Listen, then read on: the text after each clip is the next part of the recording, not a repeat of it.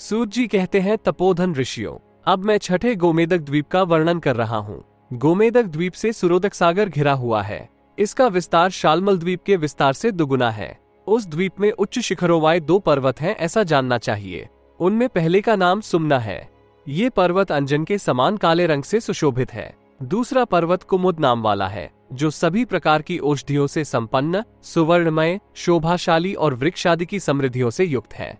ये गोमेदक द्वीप छठे सुरोत्सागर की अपेक्षा दुगुने परिमाण वाले इक्षुरसोत्सागर से घिरा हुआ है। इसमें धातकी और कुमुद नामक 2 अत्यंत विस्तृत प्रदेश हैं, जो हव्यपुत्र नाम से विख्यात हैं। सुमन पर्वत का जो प्रथम वर्ष है, उसी को धातकी खंड कहते हैं। यही धातकी नामक प्रथम पर्वत का प्रथम वर्ष कहलाता है। गोमेद नाम से जो वर्ष कहा गया है, उसी को सर्वसुख भी कहते हैं। इसके बाद दूसरे कुमुद पर्वत का प्रदेश भी कुमुद नाम से विख्यात है। ये दोनों पर्वत अन्य सभी पर्वतों से ऊंचे हैं। इस गोमेदक द्वीप के पूर्व भाग में सुमना नामक पर्वत स्थित है, जो पूर्व से पश्चिम समुद्र तक फैला हुआ है। इसी प्रकार इस द्वीप के पश्चिमार्ध भाग में कुमुद नामक पर्वत स्थित है। इन पर्वतों के चरण प्रांतों से वो देश 2 भागों में विभक्त हो गया है। इस द्वीप का दक्षिणार्ध भाग धातकी खंड कहलाता है तथा इसके उत्तरार्ध भाग में कुमुद नामक दूसरा श्रेष्ठ वर्ष है। गोमेदक द्वीप के ये दोनों प्रदेश अत्यंत विस्तृत माने जाते हैं। इसके बाद अब मैं 7वें सर्वोत्तम द्वीप का वर्णन कर रहा हूँ, जो पुष्करों, कमलों से व्याप्त होने के कारण पुष्कर नाम से प्रसिद्ध है।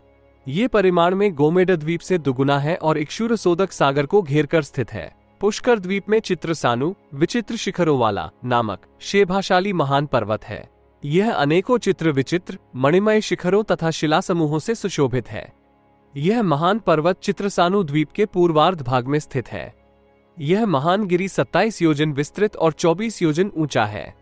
इस द्वीप के पश्चिमार्ध भाग में समुद्र तट पर मानस नामक पर्वत स्थित है, जो पूर्व दिशा में निकले हुए चंद्रमा के समान शोभायमान है।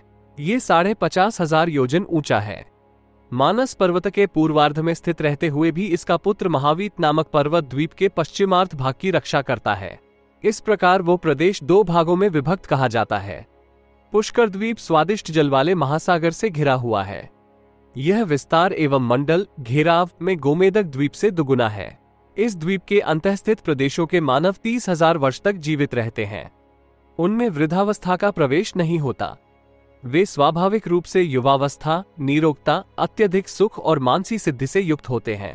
तीनों द्वीपों में सर्वत्र सुख, दीर्घायु और सुंदर रूप को सुलभता रहती है। उनमें ऊंच नीच का भाव नहीं होता। पराक्रम और रूप की दृष्टि से वे एकतुल्य होते हैं।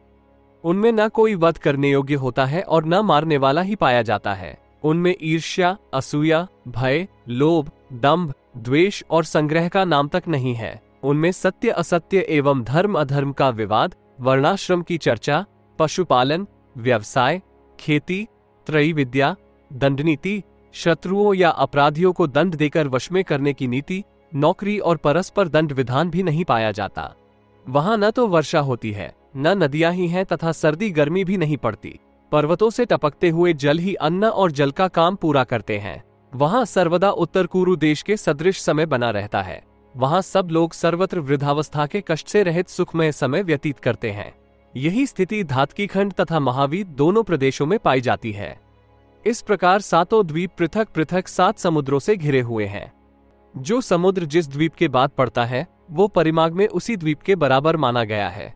इस प्रकार द्वीपों और समुद्रों की परस्पर वृद्धि समझनी चाहिए। जल को सम्यक प्रकार से वृद्धि होने के कारण इस जलराशि को समुद्र कहते हैं। ऋषि धातु का अर्थ गमन है, इसी से वर्ष शब्द बनता है। उन वर्षों में 4 प्रकार की प्रजाएं सुखपूर्वक निवास करती हैं। पूर्व दिशा में चंद्रमा के उदय होने पर समुद्र सर्वदा जल से पूर्ण हो जाता है, अर्थात उसमें ज्वार आ जाता है। और वही चंद्रमा जब अस्त हो जाते हैं तब समुद्र का बढ़ा हुआ जल अत्यंत क्षीण हो जाता है, अर्थात भाटा हो जाता है।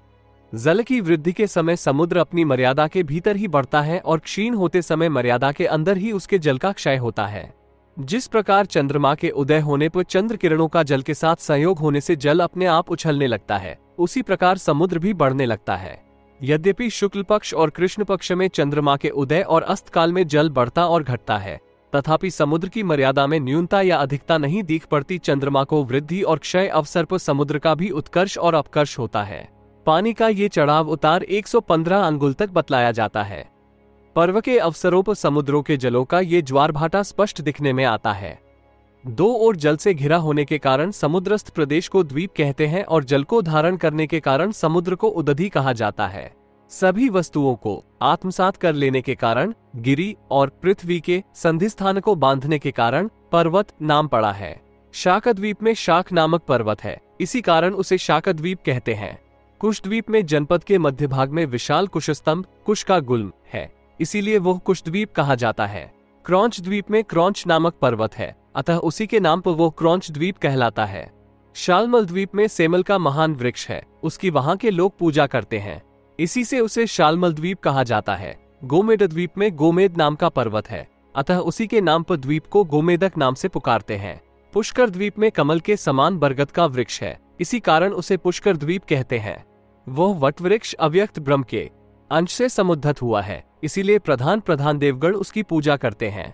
उस द्वीप में साध्य गणों के साथ प्रजापति ब्रह्मा निवास करते हैं। यहाँ महर्षियों के साथ 33 देवता उपासना करते हैं। वहाँ श्रेष्ठ महर्षियों एवं देवताओं द्वारा देवाधिदेव ब्रह्म की पूजा की जाती है। जम्बू द्वीप से अनेकों प्रकार के रख अन्यान्य द्वीपों में प्रवर्तित होते हैं। उपर्युक्त उन सभी द्वीपों और वर्षों में क्रमशः प्रजाओं की सरलता, ब्रह्मचर्य, सत्यवादिता, इंद्र निग्रह, निरोक्ता और आयु का प्रमाण एक दूसरे से दुगुना बढ़ता जाता है। वे सभी स्वाभाविक ही पंडित होते हैं, अतः उनके द्वारा स्वयं प्रजाओं की रक्षा होती रहती है। वहां भोजन अनायास ही स्वयं उपस्थित हो जाता है, जो वहां रसों से युक्त और महान बलदायक होता है, उसे ही वहां के निवासी खाते हैं। पुष्कर द्वीप के बाद स्वादिष्ट जल से परिपूर्ण महासागर उस द्वीप को चारों ओर से घेरकर अवस्थित है। उस स्वादिष्ट जल वाले सागर के चारों ओर एक मंडलाकार पर्वत है, जो प्रकाश और अंधकार से युक्त है। उसी को लोकालोक नाम से पुकारा जाता है। उसका अगला भाग प्रकाशयुक्त तथा पिछला भाग अंधकार से आच्छादित रहता है। उसका विस्तार लोकों के विस्तार के बराबर है, किंतु वो बाहर से पृथ्वी के अर्धभाग जितना दिख पड़ता है। वह महान पर्वत चारों ओर जल राशि से आच्छन्न एवं घिरा हुआ है। पृथ्वी से 10 गुना जल चारों ओर से पृथ्वी की रक्षा करता है। जल से 10 गुनी अग्नि सब ओर से जल को धारण करती है। अग्नि से 10 गुनी वायु तेज को धारण करके स्थित है। वो वायुमंडल तिरछा होकर समस्त प्राणियों में प्रविष्ट हो सबको धारण किए हुए है। वायु से 10 गुना आकाश भूतों को धारण किए हुए है। उस आकाश से 10 गुना भूतादि अर्थात तामस अहंकार है।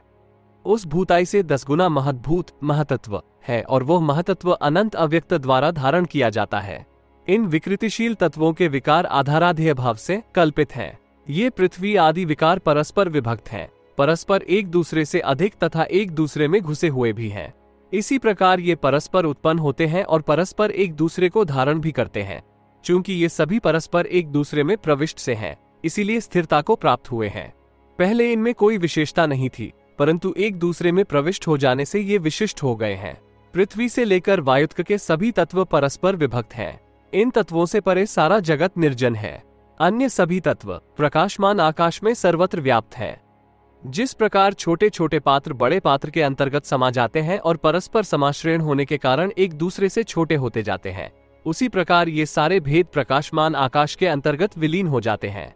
ये तत्व परस्पर एक दूसरे से अधिक परिमाण वाले बनाए गए हैं। जब तक ये तत्व वर्तमान रहते हैं, तभी तक प्राणियों की उत्पत्ति होती है। इस जगत में इन्हीं तत्वों के अंतर्गत प्राणियों की व्यवस्थिति होती है। इन तत्वों का प्रत्याख्यान कर देने पर किसी प्रकार कार्य की उत्पत्ति नहीं हो सकती। इसीलिए वे परिमित पृथ्वी से वायु तक तत्व कार्यात्मक कहे जाते हैं तथा महातत्व आदि भेद कारणात्मक हैं। इस प्रकार विभाग पूर्वक पृथ्वी से आच्छादित मंडल, 7 द्वीपों और 7 समुद्रों का यथार्थ रूप से गणना सहित विस्तार एवं मंडल तथा परिमाण में एकदेशी प्रधान तत्व का इसे विश्वरूप जानना चाहिए। राजन, मैंने इस मंडल का यहाँ तक सम्यक प्रकार से वर्णन कर दिया, क्योंकि मंडल के वृतांत को यहाँ तक ही सुनना चाहिए।